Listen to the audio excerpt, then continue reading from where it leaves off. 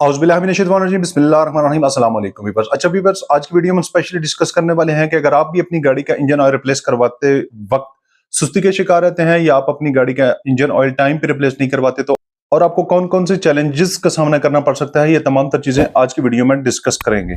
तो viewers, engine oil time पे replace ना करवाने के साइड इफेक्ट से पहले हमें यह जानना बहुत जरूरी है कि इंजन ऑयल बेसिकली चीज क्या होती है, किस लिए इंजन में डाला जाता है।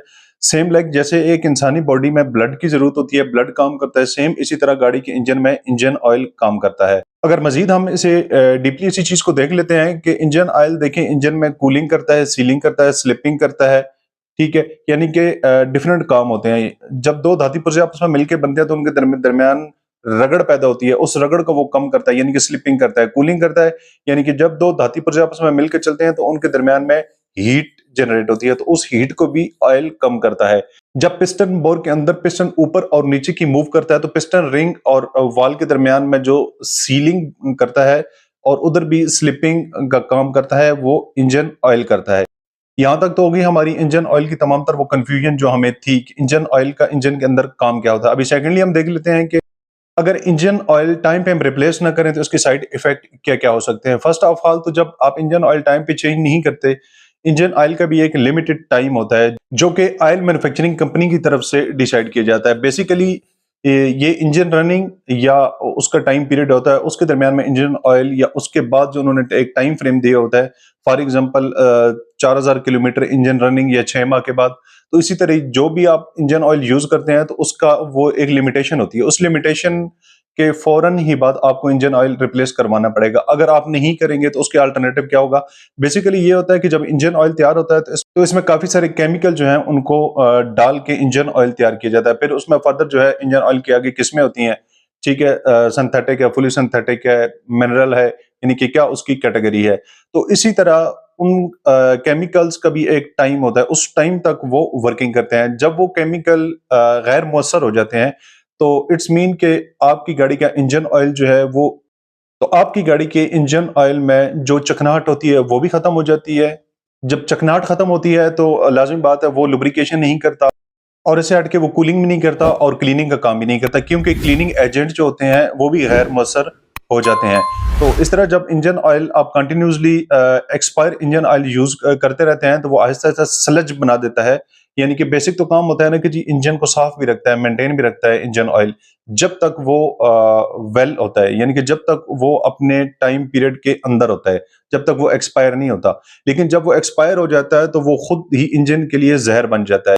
जहर वो किस तरह से बनता है कि जी वो जिस तरह कि मैंने आप लोगों को बताया है कि वो खुद थिक हो जाता है, ठीक है। एक तो ऑयल प्रेशर भी उससे कम हो जाता है। उससे हटके अगर आप देखें तो जहां तक कूलिंग का काम है वो कूलिंग वाला सिस्टम भी नहीं करता, क्लीनिंग भी नहीं करता, बल्कि क्लीनिंग क्या करनी है उसने, वो खुद ही इतना गाढ़ा हो जाता है और इंजन के मुख्तलिफ पार्ट्स के अंदर जमना शुरू हो जाता है, जिसकी वजह से इंजन भारी हो जाता है, इंजन के ऊपर लोड पड़ता है। फ्यूल एफिशिएंसी आपकी गाड़ी की बहुत ही कम हो जाती है, क्योंकि इंजन को ज्यादा जोर लगाना पड़ता है, ऑयल गाढ़ा हो जाता है, वो अपना काम नहीं कर रहा होता और इंजन के मुख्तलिफ हिस्सों में जाके वो जमना शुरू हो जाता है, जिसकी वजह से इंजन के मुख्तलिफ पार्ट्स जो हैं वो डैमेज होना शुरू हो जाते हैं। तो इसी तरह ऑयल प्रेशर जो होता है, ऑयल प्रेशर भी कम हो जाता है इसके साथ साथ। और जो रिंग और पिस्टन होते हैं, रिंग और पिस्टन को जब लुब्रिकेशन नहीं मिलेगी, वो इजीली अपने वे में मूव नहीं करेंगे, तो लाजमी बात है उनके दरमियान में रगड़ पैदा होगी और जो रिंग्स होती हैं वो घिसना शुरू हो जाएंगी। जब रिंग्स घिसेंगी तो गाड़ी ऑटोमेटिकली वाइट या ग्रे स्मोक देना शुरू कर देगी, जिसकी वजह से आपके इंजन में काम निकल आएगा। तो इसलिए जरूरी है कि जो एक रिक्वायर्ड टाइम फ्रेम होता है, कोशिश करें कि 200-300 इंजन रनिंग से पहले ही जो है आप गाड़ी का इंजन ऑयल चेंज करवा दें, बजाय इसके कि आपको एक ज्यादा नुकसान की तरफ जाना पड़े।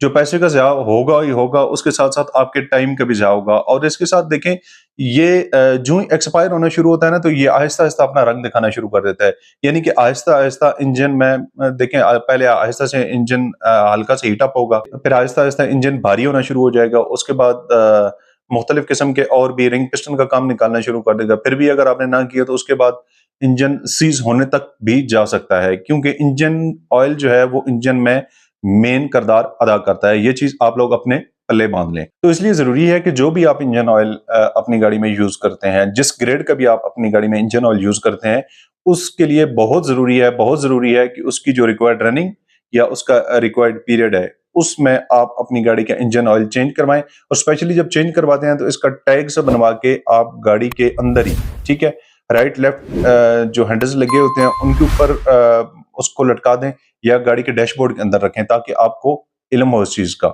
तो इसी तरह अगर बात करें पेट्रोल गाड़ी में, तो पेट्रोल गाड़ी में मिनिमम 5,000 से 8,000 के दरमियान। लेकिन एक चीज मैं यहाँ पे आपको बता दूं कि ये मैं आपको एक जनरल बता रहा हूँ। ओवरऑल जो वो परसेंटेज निकाली जाती है ना, वो जो भी आप इंजन ऑयल यूज करेंगे उस इंजन ऑयल के ऊपर उसका टाइम फ्रेम लिखा होगा। क्या गाड़ी की जो मैनुअल होती है उस मैनुअल में भी हर चीज दर्ज होती है। अगर आपकी गाड़ी डीजल है तो डीजल को 4,000 से 6,000 के दरमियान में इसका इंजन ऑयल चेंज करवाना लाजमी है, यानी कि मिनिमम से मैक्सिमम मैं बता रहा हूँ आपको। अगर आप सिंथेटिक इंजन ऑयल यूज करते हैं तो उसमें फिर चला जाता है ये 7,000 से 12,000 किलोमीटर तक। और यहाँ पे एक और चीज बताता चलूं कि जो भी हम नुकसान करते हैं ना, हम अपना फायदा सोच के अपना नुकसान करवा बैठते हैं। हम अपना फायदा क्या सोचते हैं? मैं कहता हूँ कि यार एक शॉर्टकट जो होती है ना वो हमें मरवा देती है। चंद पैसों का जो लालच होता है ना वो इंसान को मरवा देता है। हम करते क्या है कि जब गाड़ी का इंजन ऑयल चेंज करवाए तो इंजन ऑयल जो है वो हमने लो क्वालिटी का डलवा लिया, कोई डुप्लीकेट वाला डलवा लिया, यानी कि सस्ते पैसों में।